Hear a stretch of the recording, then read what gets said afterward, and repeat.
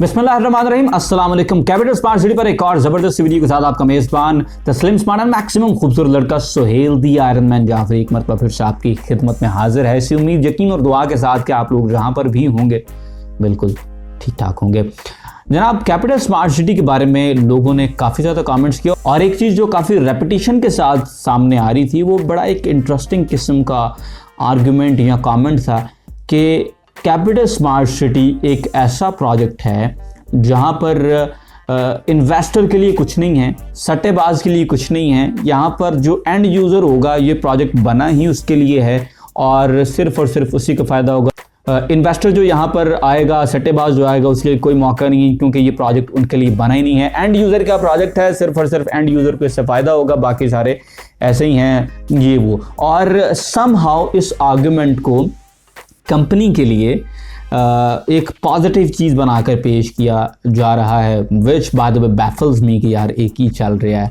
तो खैर, जब काफ़ी दफ़ा मैंने ये कमेंट सेक्शन के अंदर पढ़ा तो इट बैक्ड अ क्वेश्चन कि यार ये क्या चल रहा है, किस तरह से ये आर्गुमेंट किधर से आ रहा है, ये नैरेटिव जो है ये किस तरफ से आ रहा है और इसकी क्या तुक बनती है।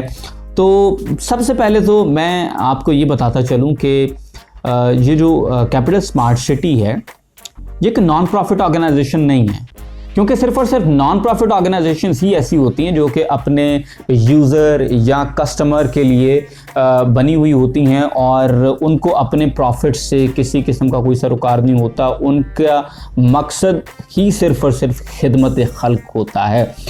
तो ऑन द अदर हैंड यार, कैपिटल स्मार्ट सिटी को अगर देखें तो it's a business and we all know how businesses are run. I mean businesses चाहे वो कितनी भी वैल्यूज़ के ऊपर हों और बिजनेस जो है वो कितने भी यूज़र के लिए या कस्टमर के लिए कितने भी वैल्यू लेकर आएँ, eventually businesses are there to make profit. और by the way I see that businesses की सबसे पहली और फॉरमोस्ट रिस्पॉन्सिबिलिटी जो है वो अपने लिए प्रॉफिट जनरेट करना है। और हमें पता है कि capital smart city is a business और उनकी जो फर्स्ट एंड फॉरमोस्ट प्रायोरिटी है of course that is business. और अगर हम ये सोचते हैं कि नहीं उनकी प्रायोरिटी ये नहीं, उनकी प्रायोरिटी कुछ और है, तो मेरे ख्याल से that's too naive. I mean this argument is full of naivety. यार ये क्या चल रहा है? अगर आप सच्ची में ये सोचते हैं कि कैपिटल स्मार्ट सिटी जो है उनका मकसद सिर्फ और सिर्फ एंड यूज़र को अच्छे प्लॉट्स देना है, उनके लिए अच्छी डेवलपमेंट करना है, which of course makes a narrative for them, लेकिन ये सारा कुछ सिर्फ और सिर्फ उनका बिजनेस केस डेवलप करने के लिए है। They are in the game to make profit. हर बिजनेस दुनिया का they are in the game to make profit. और अगर कोई बंदा ये बात कर रहा है तो मेरे ख्याल से यार उसे रीथिंक करना चाहिए the way that person sees the world, कि दुनिया कितना चल रही है। ये तो बड़ी मासूम बात है वैसे, अगर कोई बंदा वाकई ये सोचता है कि not only capital smart city बल्कि दुनिया का कोई भी बिजनेस है वो अगर सिर्फ और सिर्फ एंड यूज़र को प्लॉट देने के लिए है, तो ऐसा नहीं है, ऐसा बिल्कुल नहीं है। और companies do make money when they sell their products और दे मेक मोर मनी जब उन्हीं प्रोडक्ट्स को वो दोबारा हायर प्राइसेस पे बेचती हैं। और यही चीज़ है, कैपिटल स्मार्ट सिटी जो है वो अपनी नई बुकिंग जो है पुरानी बुकिंग से फ़र्क पे क्यों देता? Because of course they want to sell it for more. तो खैर, ये तो पिक्चर का एक रुख है। दूसरा ये है कि मैनेजमेंट के हवाले से भी यार ये चीज़ जो है ना वो थोड़ी कॉइन की जाती है। एक बड़े सीनियर इन्वेस्टर हैं और उन्होंने कहा कि यार मेरी मैनेजमेंट में से किसी एक के साथ एक इंटरेक्शन हुई और उसमें मैंने थोड़ा सा गिला शिकवा किया कि यार देखो मैं नहीं इन्वेस्टमेंट की थी हुई है और ये काम चल नहीं रहा यार, ये तो मैं फंसा हुआ हूँ। तो उन्होंने कहा कि यार आपसे किसने कहा था कि आप ज़्यादा इन्वेस्टमेंट करें, आप सिर्फ एक यूनिट लेते। तो खैर उन्हें भी ये बात को ज़्यादा पसंद नहीं आई और मुझे भी ये बात को ज़्यादा पसंद नहीं आई। मतलब सबसे पहले तो आप देखें कि इस बात से कंपनी को फ़र्क नहीं पड़ना चाहिए कि मेरे पास 1 यूनिट है, 10 यूनिट है, 100 यूनिट है, ठीक है। उन्हें इस बात से कंसर्न होना चाहिए कि यार जो चीज़ उन्होंने बेची है उस पर डेवलपमेंट चल रही है कि नहीं चल रही। एटलीस्ट डेवलपमेंट उनके हाथ में हैं जो कि वो कर सकते हैं। मैं रेट बनाने का, रीसेल वैल्यू स्टैब्लिश करने का, प्रॉफिट जनरेट करवाने का बर्डन जो है वो सोसाइटी पे नहीं डाल रहा, बिकॉज वो उधर से अपने आप को मुबर्रा तसव्वुर करना चाह रहे हैं। तो चलें, गिव देम दिस।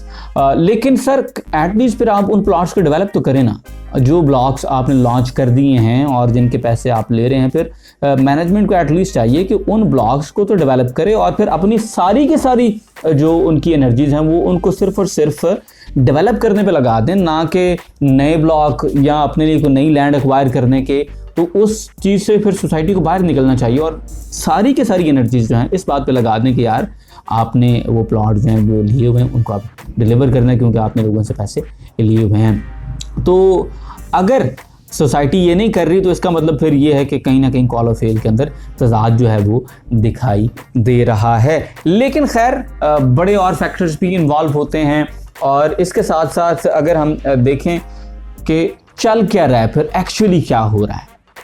अगर तो इन्वेस्टर के लिए जगह नहीं है और सट्टेबाज, जैसे आमतौर पे लोग कहते हैं जी सट्टेबाजों की मार्केट है, अगर सट्टेबाजों के लिए नहीं है, इन्वेस्टर के लिए नहीं है, एंड यूज़र के लिए है, तो प्रॉब्लम ये है कि कितने एक ब्लॉक्स ऐसे हैं जिनको डेवलप करके हैंड ओवर कर दिया गया है। और अगर हैंड ओवर चीज़ जो है वो 7-8 साल लग जाते हैं, प्रोजेक्ट लॉन्ग टर्म होते हैं, तो फिर किस्तों का टेन्योर 3 से 4 साल क्यों रखा जाता है, तो ये अच्छी बात नहीं है। और मैं इसे इस तरह से देखता हूँ कि मैनेजमेंट का जो कहना है कि यार आप एक ही यूनिट लें, तो ये शायद अपने शोल्डर्स से बर्डन को किसी हद तक उतार के ना उस इन्वेस्टर के शोल्डर पर डालने वाली बात है कि यार ओदे ते गल पा दो कि भाई तुसी बहुते क्यों ले। हालांकि फ़र्क नहीं पड़ना चाहिए इस बात से कि किसी के पास 1 यूनिट है या किसी के पास 10 यूनिट है, क्योंकि उन्होंने पैसे देने हैं, आपने कुछ चीज़ डिलीवर करनी है, आप चीज़ डिलीवर करें। उसने कोई एक चीज़ बुक की है या 10 चीज़ें बुक की हैं, इस बात से फ़र्क नहीं पड़ना चाहिए। या फिर एटलीस्ट ये होना चाहिए ना कि जब एक ही बंदे के नाम पे दूसरा प्लॉट जब कोई ट्रांसफ़र करवाने आए तो उसके नाम पे वो बुक ना हो। अगर ऐसा नहीं हो रहा तो फिर नहीं, डजंट मेक एनी सेंस। तो मेरे ख्याल से अभी चीज़ें थोड़ी सी डिले के अंदर हैं, और उसके लिए फिर आपको पता है कि क्योंकि ये बिज़नेस है तो अपना एक ऐसा नैरेटिव सामने ज़रूर रखना पड़ता है जिसकी वजह से आप अपने इन्वेस्टर को ज़्यादा नाउम्मीद ना करें। You have to have an answer, और मेरे ख्याल से this is a desperate attempt to have an answer of that question कि यार अभी तक हमारे प्लॉट्स डेवलप क्यों नहीं हुए, या अभी तक हमें प्रॉफिट नहीं आ सका। बाकी फ़लान सोसाइटी में देखें वहाँ पर इतना प्रॉफिट आ गया, फ़लान सोसाइटी में देखें इतना प्रॉफिट आ गया। तो शायद उस सवाल को काउंटर करने के लिए ये एक नैरेटिव है, और ठीक है, this is how actually businesses are. इसमें कोई ऐसी मैं कहूँ कि मैं कोई असूली तौर पे नहीं यार ये ऐसा है वैसा नहीं, चीज़ें डिले भी होती हैं, then people come up with narratives, और बिजनेसेस इसी तरह से रन होते हैं। You know there are so many factors in the market, कुछ कंट्रोल के अंदर होते हैं, कुछ कंट्रोल के अंदर नहीं होते हैं, and then you have to have a face saving situation for yourself. तो उसमें ठीक है, अगर इस वक्त उनका ये नैरेटिव है कि हम सिर्फ और सिर्फ एंड यूज़र के लिए हैं और हम सिर्फ और सिर्फ एंड यूज़र को फ़ायदा देंगे, तो ठीक है। But only time will tell जी कि एंड यूज़र को फिर कितना एक फ़ायदा होता है और कितना एक फ़ायदा नहीं होता है, एंड इट्स टू सून, क्योंकि जब तक कब्ज़ा नहीं देंगे और वहाँ पर लोग जाके आबाद नहीं होंगे तब तक हम नहीं कुछ इस बारे में कह सकते कि वाकई एंड यूज़र को कोई फ़ायदा हुआ भी है या कि नहीं हुआ। तो ये ऐसे आप कैपिटल स्मार्ट सिटी पर मेरी आज की ये वीडियो, ये एक कंसर्निंग क्वेश्चन था, तो इसलिए मैंने इसको ज़रूर एड्रेस करने के लिए वीडियो बनाई है। अगर मेरी किसी बात के साथ एग्री करते हैं ज़रूर बताएं, डिसएग्री करते हैं तो फिर भी आपने मुझे ज़रूर बताना है। और अगर वीडियो आपको पसंद आई है तो इसे लाइक करें, शेयर करें। इंशाल्लाह I will see you in the next one. Till then अल्लाह हाफ़िज़।